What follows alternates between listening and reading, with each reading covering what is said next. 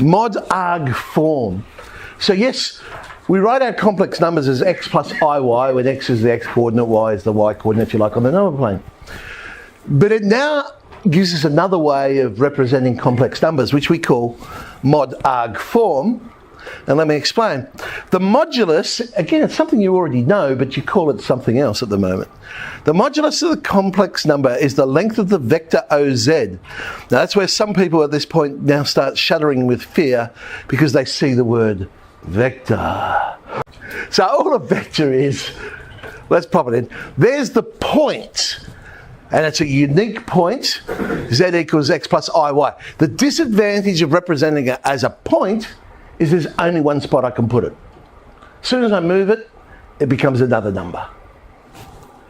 The advantage of using a vector is I can move that line anywhere I like, and it maintains two important features. It doesn't matter where I put it. And that's the length of it and the angle it makes with the x-axis. So, like back, you remember with trig, tan theta was always to the positive x-axis, the same sort of idea. So the modulus is the length of it. I said you already know it, because that, of course, is just absolute value. That's what absolute value is. So modulus, I could work it out, bit of Pythagoras, and there is that magical sum of two squares again. And thank goodness I now don't have to keep saying, oh, it's z times z conjugate is the sum of two squares. I can now simply say, it is the modulus squared. So x plus y squared is the modulus squared, because r, the length of the vector, is the modulus. So r, and what do you know, the notation we use for modulus, there it is, the absolute value symbols. So the modulus of a complex number will be the square root of that sum of two squares, the real part squared plus the imaginary part squared. The argument then is the angle it makes, that angle of inclination that we saw back in trig. Very creatively we use the abbreviation arg for argument. Now how they came up with that, I've got no idea, but yeah. So argument of z will be that angle. So we could always find that out with trig. The inverse tan of whatever y over x is will find the angle for us. The thing is though, when we start talking about angles, we can keep going round and round and round and round and round, so we can have several answers for the one thing, and that's not useful. We want one answer, so we restrict the answer for arguments. It's always between minus pi and pi. Right, we tend to use radians. So 180 degrees and minus 180 degrees. So we're either above the real axis, that would be a positive argument, somewhere between 0 and 180, and below would be a negative argument, somewhere between 0 and 180. You'll notice that it's just got a less than symbol there with the minus pi. Well, that's, again, because minus pi and pi would be the same thing. We only want one answer, so we always go with pi rather than minus pi when we do that. Okay, so here's 4 minus 4i. What would its modulus and argument be? Well, modulus is, as I said, real part squared plus the imaginary part squared. That tidies up to be 4 root 2.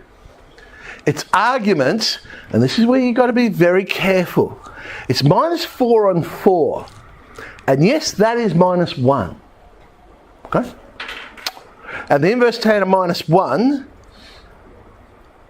is down there at minus pi on 4. But imagine if instead of minus 4 on 4, say the complex number was minus 4 plus 4i. You would have then had 4 on minus 4. That is also minus 1. Problem is your calculator is going to give you minus 45 degrees or minus pi on 4 every single time. So that's why you need to be aware. Where is it? Is it an acute angle? Is it an obtuse angle? So if it was minus 4 plus 4i, the answer is not minus pi on 4, because it actually would be over there in the second quadrant. It actually would be an obtuse angle. So 3 pi on 4. That's why, if I'm unsure, I like to draw a little picture to the side just to make sure, oh yeah, I'm talking about a negative acute angle here. So I know which one I'm going to give. So watch out for that. So now, how do we write it in terms of that? This mod arg form. So z equals x plus iy, there's the Cartesian coordinates. Well, x, if you go back to that triangle, we could work out that x would be r cos theta. X over r is the cosine of theta. And similarly, y would be r sine theta. That factorises, the r can come out, and we got cos theta plus I sine theta. And that's what we call mod arg form. So the modulus is factorised out, and it's cos theta plus I sine theta. Mod arg form, z is r cos theta plus I sine theta. There is a shorthand notation, which is, can be frowned upon, but we just write r cis theta, because the angle doesn't change. So the cis is standing for cos plus I sine, saves writing that whole thing out. But be very, very careful. It is so easy to mistake cis for cos and vice versa. So that's why cos plus I sine, writing it out in full, is not a bad idea, so you don't get confused. But if you're doing lots of calculations, cis obviously is a shorthand way of doing it. So r is the modulus and theta is the argument.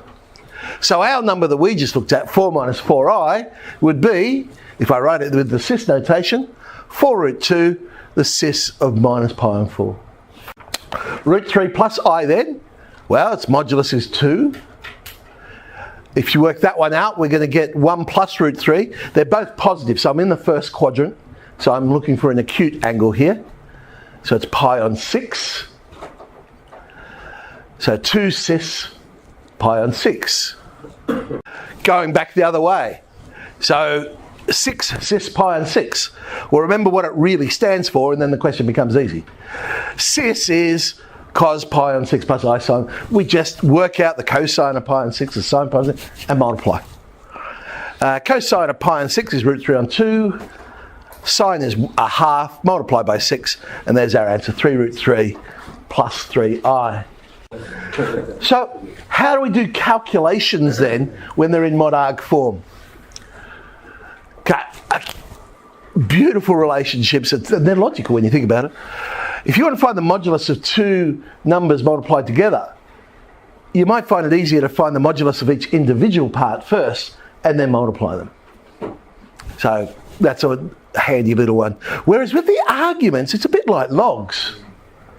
When you multiply them, you actually add the arguments, not multiply the arguments together.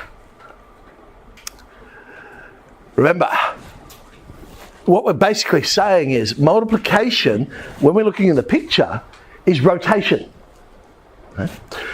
So you're adding on an angle to another one. You've got a vector, you're going to multiply it by another one, you're rotating the vector, you're adding the argument on because of the rotation. So that's sort of where it comes from. So multiplication would actually get Z1 and rotate it by whatever the argument of Z2 is. Let's prove it because it's fun. So Z1 is going to be R1 cis theta 1 and Z2 is going to be R2 cis theta 2. So Z1 times Z2, I need to write in its full amount here to do the expansion. Well, R1 times R2, that's easy. I'll just put that at the front. And then we'll use our binomial product. And look what we get. Look at the real part. Cos minus sine. Look at the imaginary part. Sine cos sine. So, just to make it more obvious, let's group them together. Cos sine. If it's not the sine, it's not the sine. Sine cos sine. If it's the sine, it's the sine. So we get cos theta 1 plus theta 2. Look at that. The angles are the same. So therefore the argument of that complex number is that angle. So the modulus is R1, R2, which would be mod Z1 times mod Z2. And the argument's theta 1 plus theta 2, which would be argument of Z1 plus the argument of Z2. Isn't that lovely when maths works? Someone should write a book with that title. That'd be a good name for a title of a book, wouldn't it? Maths works, don't you think? I think you might find I've already done that, but okay. From that, it logically follows that if you've got more than one thing multiplied together, again, you could find the modulus of each individual one and multiply all those numbers together. For the arguments, you'd find the argument of each individual one and add all those together. Well, division is actually very similar. Same deal. If you want to work out the modulus, you could find out the modulus of each individual one and then divide those. You'll get the same answer, but it'll be subtraction when it comes to division. Once again, much like the logs. If you have a combination there, see the modulus of Z1, Z2 divided by Z3, Z4, again, I could find the modulus of each individual one and just play with those numbers rather than having to expand out all the things and work out what the number is. But when it comes to the arguments, well, if it's on the top of the fraction, it's going to be positive, but then we're going to subtract the arguments on the bottom of the fraction because that's what we're dividing by. Then we have this one, and modulus of z to the power of n, well, that'll end up being the modulus of z all to the power of n, because remember, each one of those z's we could find the modulus of, and then we'd multiply them all together. So I'd have mod z times mod z times mod z times mod z times mod z times mod z. Oh, I should have specified what n was, shouldn't I? Okay, but you'd obviously have mod z to the power of n. When it comes to arguments, you'd be going argument of z plus argument of z plus argument of z plus argument of z plus argument of z. You'd have n of them. So you get n lots of arg z. Once again, the similarity of the log laws, the power gets brought to the front. Look at this and go, oh yeah, no worries, I'll just expand the whole thing out and then we'll work. And yes, sure, that will work. But if we take advantage of all those little rules, it's a lot quicker. I'll just find the modulus of each individual bit, so square root of the sum of the squares, and we get, oh, that was handy, look at that, root 26 and root 13, that cancels. How lucky are we? We end up with the square root of 10. Now, for the arguments, this one's a little bit trickier because, of course, we don't have exact values for the inverse tan of 1/5 and so on. So at this stage, I'll just use an approximation from the calculator. I think I've even reverted to degrees for this rather than radians to make life a little bit easier. Inverse tan of 1/5 is about 11 degrees 19. Now, notice I wrote it as -1 on -2 rather than writing as a half. Again, reminding myself that, oh, actually, I would be over there in the third quadrant. Both the x and the y are negative. So I'm looking for a negative obtuse angle. So it's minus 153 degrees 26. And then inverse tan of 2/3 is 33 degrees 41. Work that out, we end up with negative 175 degrees 48. So whilst I don't know exactly what the tan of negative 175 degrees 48 is, at least I'd be able to locate it. I know roughly where it actually is. Okay.